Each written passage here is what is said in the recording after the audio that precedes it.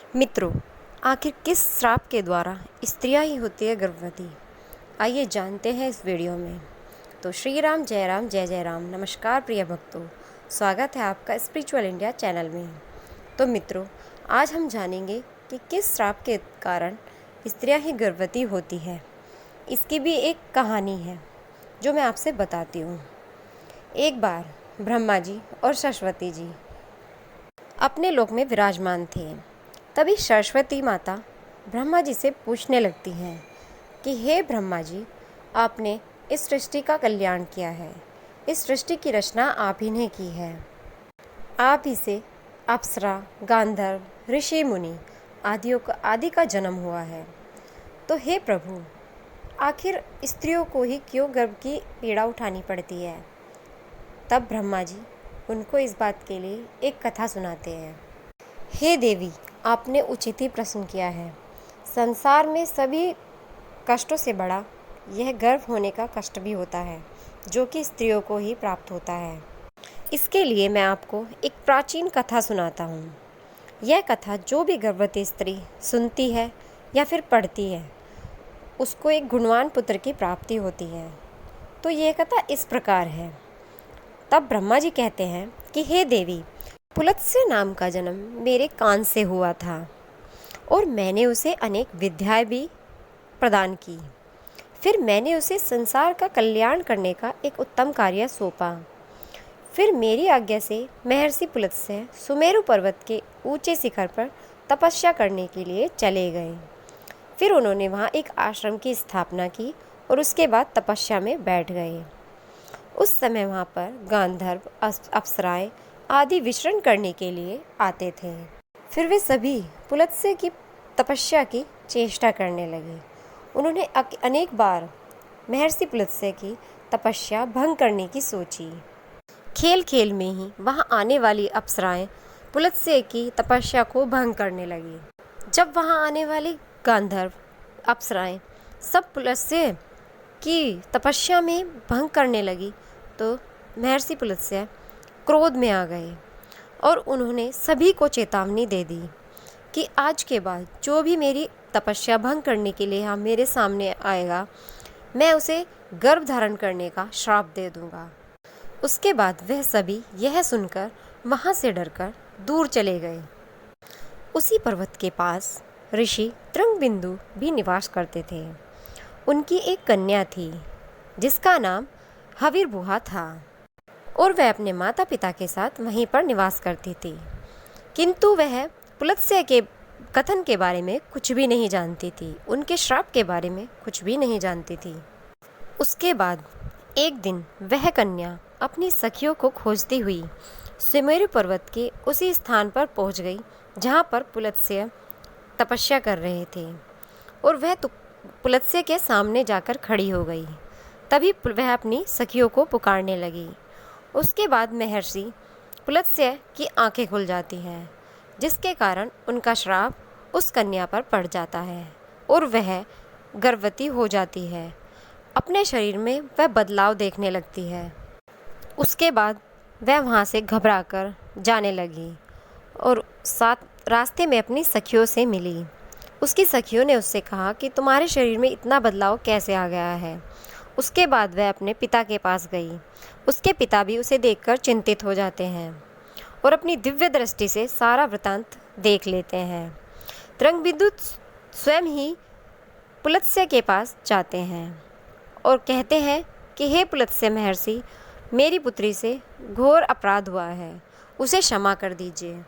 वह आपके द्वारा दिए गए श्राप से अनजान थी, उसे नहीं पता था कि आपने गर्भ धारण करने का श्राप दे रखा है, इसीलिए वह आपके सामने आ गई थी। हे महर्षि, यह संसार की पहली कन्या है जो गर्भवती हुई है। अब इससे कौन विवाह करेगा? इसलिए हे महर्षि पुलत्स्य, मैं आपसे विनम्र निवेदन करता हूँ कि आप मेरी पुत्री को वधू के रूप में स्वीकार कीजिए। आप मेरी कन्या से विवाह कर लीजिए। मेरी कन्या सर्वगुण संपन्न है।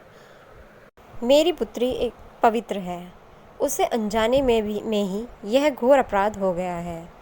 तो हे महर्षि पुलत्स्य, मेरी विनम्र निवेदन को स्वीकार कीजिए। उसके बाद महर्षि तृणबिंदु के दीन वचन सुनकर महर्षि पुलत्स्य उनकी बात को मान लेते हैं और उन्हें आश्वासन देते हैं कि मैं आपकी कन्या को पत्नी के रूप में स्वीकार करूंगा, क्योंकि यह अपराध इससे अनजाने में हुआ है। उसके बाद महर्षि पुलत्स्य ने महर्षि तृणबिंदु की कन्या से विवाह कर उन्हें अपने आश्रम पर ही रख लिया और वह वहीं उनके साथ रहने लगी और दिन रात सच्चे हृदय से उनकी सेवा भी करने लगी। उसके बाद हविर्भुआ निस्वार्थ भाव से महर्षि पुलत्स्य की सेवा करने लगी और अपना पत्नी धर्म निभाने लगी। उसके बाद महर्षि पुलत्स्य उसके पत्नी धर्म और सेवा धर्म से अति प्रसन्न होते हैं और उसके बाद हविर्भुआ को एक आशीर्वाद देते हैं और वह कहते हैं कि मैं तुम्हें एक आशीर्वाद देता हूँ कि तुम्हें मेरे ही समान एक शक्तिशाली परमवीर पुत्र की प्राप्ति होगी। जिस समय तुम मेरे सामने आई थी उस समय मैं वेदों का पठन कर रहा था और तुमने भी वेदों का श्रवण किया। इसी के कारण तुम्हारा पुत्र चारों वेदों में पारंपरिक होगा और समस्त संसार को वेदों का ज्ञान प्रदान करेगा और तुम्हारा यह पुत्र विश्वा के नाम से सारे संसार में प्रसिद्ध होगा। उसके बाद देवी हविर्भुआ ने कुछ समय बाद एक सुंदर पुत्र को जन्म दिया और महर्षि पुलत्स्य के कथानुसार उस पुत्र का नाम विश्वा रखा गया। वह भी अपने पिता के समान बुद्धिमान, सत्यवादी और धर्म का पालन करने वाले थे। उनकी ख्याति पूरे संसार में हुई। इसी कारण महर्षि भारद्वाज ने अपनी पुत्री इडविला का विवाह उनके साथ कर दिया। उसके बाद उनकी पुत्री इडविला को एक पुत्र की प्राप्ति हुई जिसका नाम वैश्रवण रखा गया। वैश्रवण का ही एक नाम कुबेर था। उन्हीं कुबेर जी ने ब्रह्मा जी को प्रसन्न करने के लिए कठोर तप किया। उनकी तपस्या से प्रसन्न होकर ब्रह्मा जी ने उन्हें एक आशीर्वाद दिया। उसके बाद ब्रह्मा जी ने उन्हें उत्तर दिशा का अधिकारी बना दिया और धन का मालिक भी बना दिया। इसी कारण कुबेर जी धन के मालिक हैं और ब्रह्मा जी ने उन्हें मन की गति से चलने वाला पुष्पक विमान भी कुबेर जी को भेंट में दिया।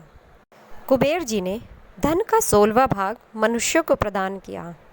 उधर विश्वा की दूसरी पत्नी थी जिसका नाम केकशी था। एक बार शंकर भगवान जी ने पार्वती माता के लिए एक सुंदर महल का निर्माण कराया और उसके बाद उसका गृह प्रवेश के लिए सभी को आमंत्रण दिया, जिसमें महर्षि विश्वा और उनकी पत्नी केकशी भी आए।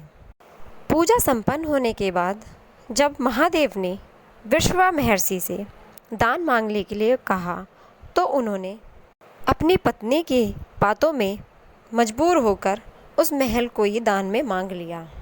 भगवान शंकर तो भोले बाबा हैं और उन्होंने विश्वा को वह महल दान में दे दिया। यह सब देखते देखते माता पार्वती को क्रोध आ गया और उन्होंने केकशी को एक श्राप दिया और उन्होंने कहा कि आज जिस सोने की लंका को तुमने मेरे पति से मांगा है, एक दिन वह ही इस सोने की लंका को जलाकर भस्म कर डालेंगे। उसके बाद महर्षि विश्वा जी ने उस लंका को, सोने के महल को अपने पुत्र कुबेर को प्रदान किया, परंतु बाद में केकशी के पुत्र रावण ने कुबेर जी से वह सोने की लंका छीन ली। लेकिन त्रेता युग में भगवान शंकर जी के अवतार हनुमान जी ने उस सोने की लंका को अपनी पूंछ से जला दिया। उस महल को अपनी पूंछ में आग लगाकर भस्म कर दिया। यही श्राप माता पार्वती ने केकशी को दिया था, जो कि शंकर भगवान ने अपने अवतार में पूर्ण किया। उसके बाद ब्रह्मा जी ने सरस्वती जी से बताया कि इसी के श्राप के कारण, पुलत्स्य महर्षि के श्राप के कारण ही सभी स्त्रियां गर्भवती होती हैं। इसीलिए मैंने संसार की समस्त स्त्रियों को पुरुषों से अधिक सहनशील बनाया है। उन्हें दुख सहने की क्षमता ज़्यादा है। इसी कारण स्त्री की रचना करने में मुझे सबसे अधिक समय लगा और गर्भवती होना एक स्त्री के लिए श्राप रूपी वरदान है। इसी कारण मैंने स्त्रियों के भाव में प्रेम और ममता का भाव शामिल किया है, जिससे स्त्रियां बिना किसी स्वार्थ के अपने शिशु का लालन पालन अच्छे से कर सकें। इसी कारण एक माता अपने शिशु का पालन पोषण निस्वार्थ भाव से करती है। इस संसार में स्त्रियों की तुलना किसी से नहीं की जा सकती। स्त्रियां ही इस संसार में आधार हैं। तो दोस्तों, महर्षि पुलत्स्य के श्राप के कारण ही स्त्रियां गर्भवती होती हैं। यह एक श्राप ऐसा है जो वरदान साबित है। वर्तमान समय में जो भी स्त्री माँ बनती है वह अपने आप को भाग्यशाली मानती है। तो यह एक वरदान भी है और एक आशीर्वाद भी है, और यह श्राप के रूप में वरदान मिला है। तो दोस्तों, आपके जो भी विचार इस वीडियो के बारे में हैं कमेंट में लिखना बिल्कुल ना भूलें। तो जय श्री राम, जय बजरंगबली, नमस्कार।